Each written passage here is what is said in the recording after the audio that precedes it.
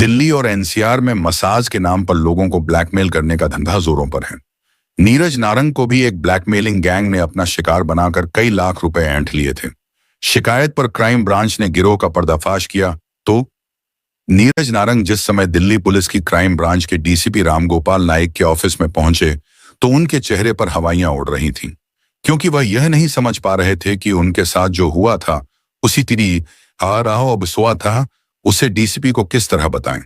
Office में घुसने के बाद उन्होंने जैसे ही डीसीपी का अभिवादन किया तो डीसीपी ने उन्हें सामने पड़ी चेयर पर बैठने का इशारा किया। नीरज नारंग की तरफ देखने के बाद डीसीपी ने उनसे पूछा, क्या बात है, आप बड़े परेशान लग रहे हो, बताओ क्या समस्या है।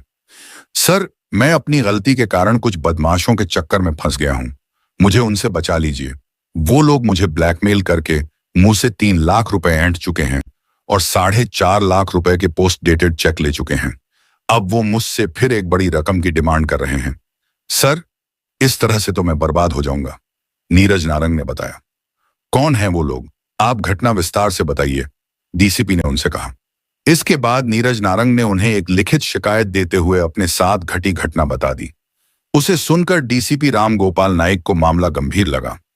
उन्होंने इस मामले की जांच क्राइम ब्रांच की शाखा शकरपुर के इंस्पेक्टर विनय त्यागी को सौंप दी और उन्होंने पीड़ित नीरज नारंग को शकरपुर क्राइम ब्रांच ऑफिस भेज दिया। यह बात 19 सितंबर 2018 की है।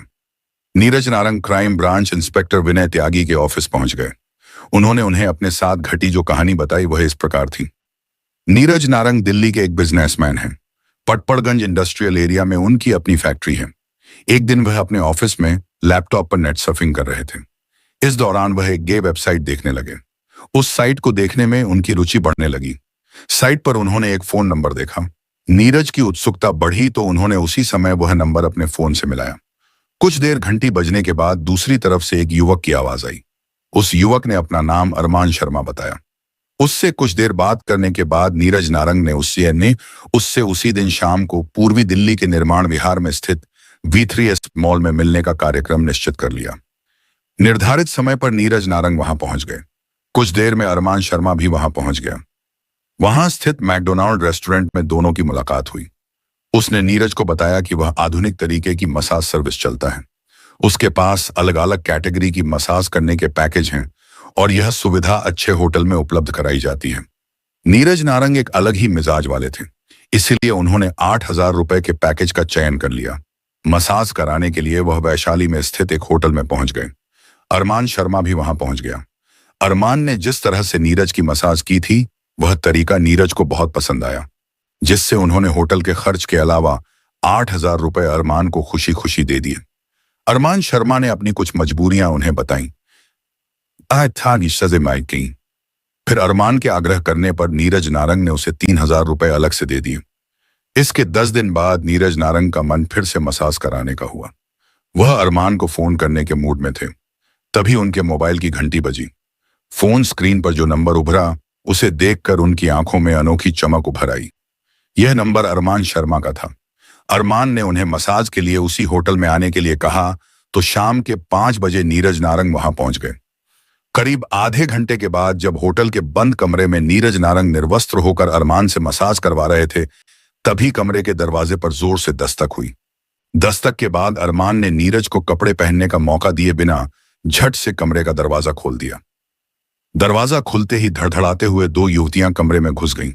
उनमें से एक ने सोफे पर रखे नीरज नारंग के सभी कपड़े अपने कब्जे में ले लिए तो दूसरी अपने मोबाइल फोन से उनका वीडियो बनाने लगी। अरमान शर्मा, जो कुछ देर पहले नीरज नारंग की इच्छा के अनुसार तरह तरह से उनकी मसाज कर रहा था, उसने गिरगिट की तरह रंग बदला और वह भी उन युवतियों के पास जाकर खड़ा हो गया। उनमें से एक युवती नीरज नारंग को गालियां बकते हुए उनके नग्न वीडियो को सोशल साइट्स पर सार्वजनिक करने की धमकी देने लगी और कहने लगी कि यदि ऐसा नहीं चाहते तो बदले में 10 लाख रुपए देने होंगे। कहां तो नीरज नारंग अरमान शर्मा के हाथों से मसाज लेते हुए आनंद के सागर में गोते लगा रहे थे और कहां पलक झपकते ही परिस्थितियां उनके विपरीत हो गईं। खुद को इस तरह बेबस पाकर नीरज नारंग सकते में रह गए। उस समय उनके पर्स में 1 लाख रुपए थे जो उन्होंने उस युवती को सौंप दिए और गिड़गिड़ाते हुए अपने कपड़े लौटा देने की गुहार करने लगे।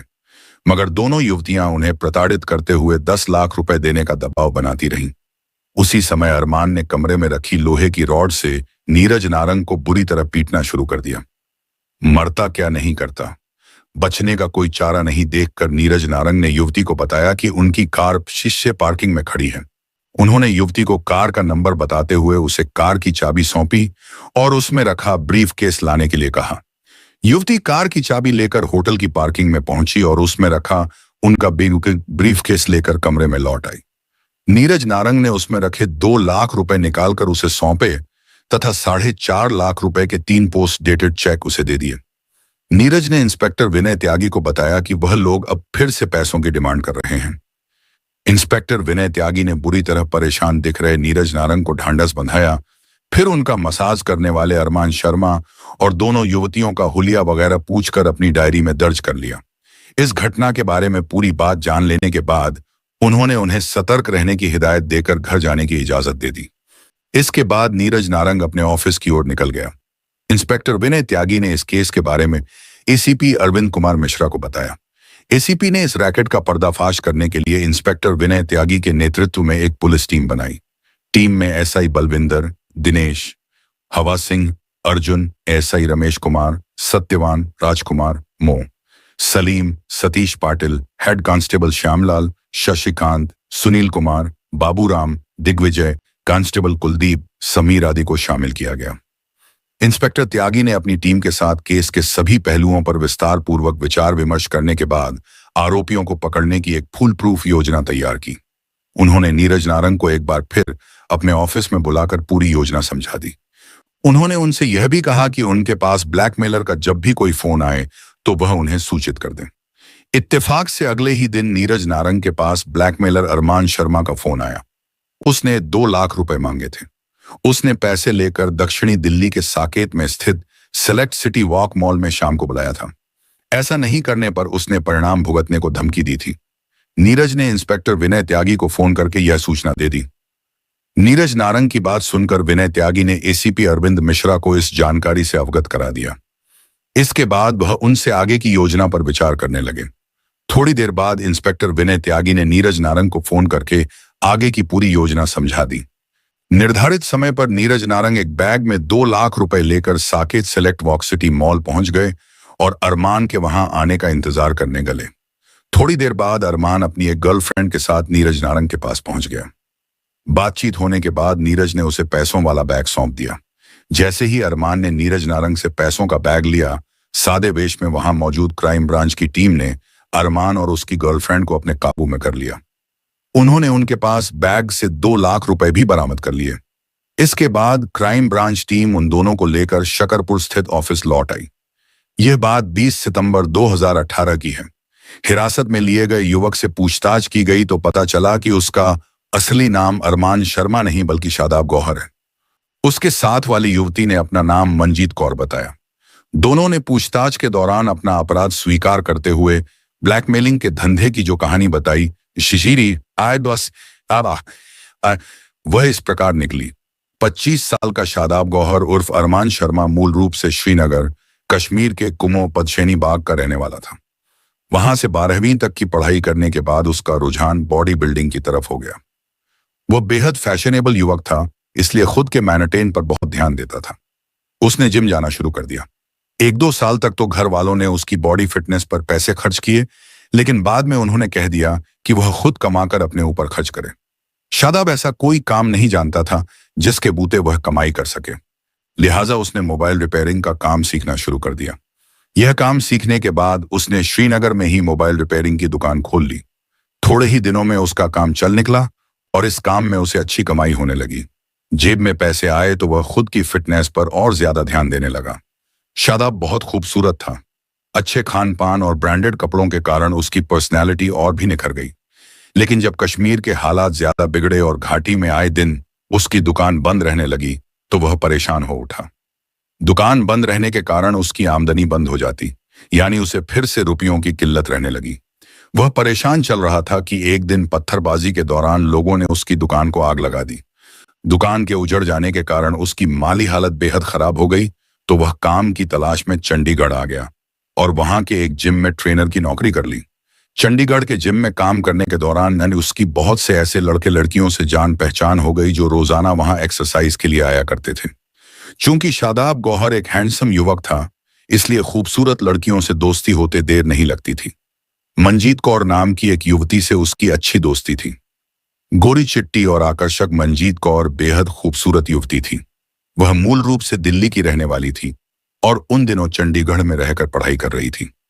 शादाब मंजीत को अपने साथ चंडीगढ़ के महंगे रेस्टोरेंट में ले जाने लगा। कुछ दिनों में उनके बीच का फासला खत्म हो गया और फिर वह दोनों लिव इन रिलेशन में रहने लगे। शादाब गौहर ने चंडीगढ़ के सेक्टर 56 में एक फ्लैट किराए पर ले रखा था। अब मंजीत कौर उसके साथ बतौर उसकी पत्नी बनकर रहने लगी। अभी दोनों को साथ रहते हुए ज्यादा दिन नहीं गुजरे थे कि इसी बीच उन्हें महसूस होने लगा कि केवल जिम की कमाई भर से उनके वे सपने पूरे नहीं हो सकते जिनकी ख्वाहिश वे अपने दिलों में पाले हुए थे। इसके लिए उन्होंने नए नए उपाय खोजने शुरू कर दिए। दोनों यही योजना बनाते कि कम समय में अमीर कैसे हुआ जाए। इसी बीच एक शाम मंजीत कौर की मुलाकात जिम में आने वाली एक अन्य लड़की शीबा से हुई, जो न केवल उसकी ही तरह खूबसूरत और आजाद ख्यालों वाली थी, बल्कि उसकी हसरतें भी जल्द अमीर बनने की थीं। बातों के दौरान मंजीत ने शीबा के मन की बात जानी तो उसके चेहरे पर रौनक आ गई। उसने शीबा को अपने live in partner Shadab Gauhar उर्फ अरमान शर्मा से मिलवाया और अपनी योजनाओं के बारे में बताकर उसे अपने रैकेट में शामिल कर लिया। अब ये तीनों मुसाफिर एक ही कश्ती में सवार थे, जिसकी मंजिल एक थी, जिसे पाने के लिए वे किसी भी हद से गुजरने के लिए तैयार थे। तीनों ने चंडीगढ़ के बजाय दिल्ली चलकर अपनी योजना को अंजाम देने का फैसला किया। 2018 के जुलाई महीने में वे तीनों दिल्ली आ गए और पूर्वी दिल्ली के लक्ष्मी नगर के जवाहर पार्क में एक मकान किराए पर लेकर रहने लगे।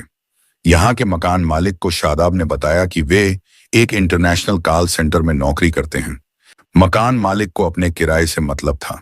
दूसरे, इन तीनों की पर्सनैलिटी इतनी प्रभावशाली थी कि उसने इनसे ज्यादा कुछ पूछने की जरूरत ही नहीं समझी। दिल्ली आकर शादाब गौहर ने एक गे वेबसाइट पर अपना प्रोफाइल अरमान शर्मा के नाम से अपलोड करके मसाज सर्विस उपलब्ध कराने का विज्ञापन देना शुरू कर दिया। उसकी नजर मालदार क्लाइंट पर रहती थी, जिससे वह अधिक से अधिक रुपए ऐंठ सके। इसके अलावा उसने अपने रैकेट में 8 कमसिन लड़कों और एक लड़की को भी शामिल कर लिया, जो उसके कहने पर क्लाइंट को मसाज सर्विस देने के लिए दिल्ली और एनसीआर में बताए गए ठिकानों पर जाते थे। ये लड़के अपने अपने क्लाइंट को मसाज सर्विस देकर जो भी कमाते थे, उनमें प्रत्येक सर्विस पर शादाब गौहर अपना कमीशन वसूल करता था और बीच बीच में मंजीत कौर और शीबा मसाज के दौरान क्लाइंट की वीडियो बनाकर उससे मोटी रकम वसूल करती थी। सितंबर के पहले हफ्ते में नीरज नारंग वेबसाइट पर दिए गए नंबर पर फोन करके शादाब उर्फ अरमान के संपर्क में आए और मसाज करवाने के चक्कर में उसके जाल में फंस गए।